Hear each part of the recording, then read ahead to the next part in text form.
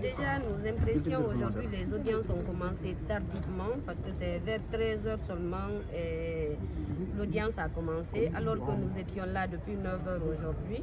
Et également, il y a eu tellement de dispositifs pour freiner le début de ces audiences. Donc nous savions déjà que les audiences là n'allaient pas finir aujourd'hui.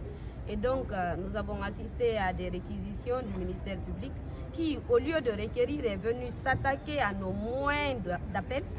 Donc, visiblement, le ministère public n'avait rien sous la main parce que vous avez assisté à ces réquisitions qui n'ont même pas pris 30 minutes.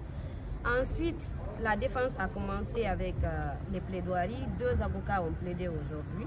Nous allons continuer demain. C'est un sentiment de frustration parce que les audiences prévues à 9 h qui démarrent à 13 h, c'est nettement toute une journée de gâchée, mais ça n'entame en rien notre engagement, notre détermination à dévoiler à la face du monde ce que le parquet général veut cacher, parce que cacher, c'est empêcher les médias de couvrir.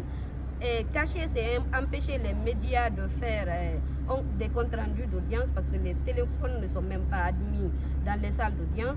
Je ne sais pas c'est sur quel fondement ils le font, mais bon, on les laisse faire.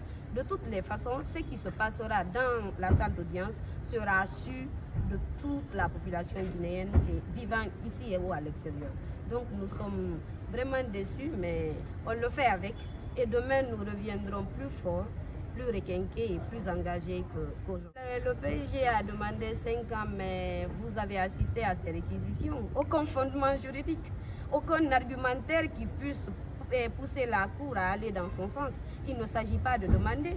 Le parquet général est une partie au procès comme nous. Il fait des demandes, nous en faisons également. Visiblement, la Cour ne tiendra pas compte de cet excès de zèle du ministère public. Donc, nous allons balayer d'un revers de main avec nos plaidoiries, la suite de nos plaidoiries demain. Ces demandes fantaisistes du ministère public tendant à envoyer la Cour à condamner M. Aliouba à 5 ans. C'était des bruits de couloir déjà depuis la première instance. Donc aujourd'hui, ils viennent nous conforter dans notre position, que ce n'est pas le droit qu'on défend, c'est la volonté des individus qui se manifestent dans les salles d'audience.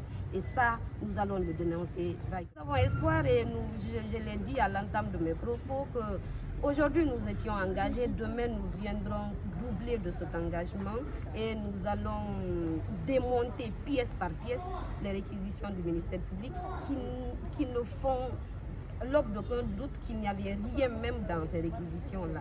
Donc demain, c'est la dernière audience et nous allons donner le maximum, Inch'Allah.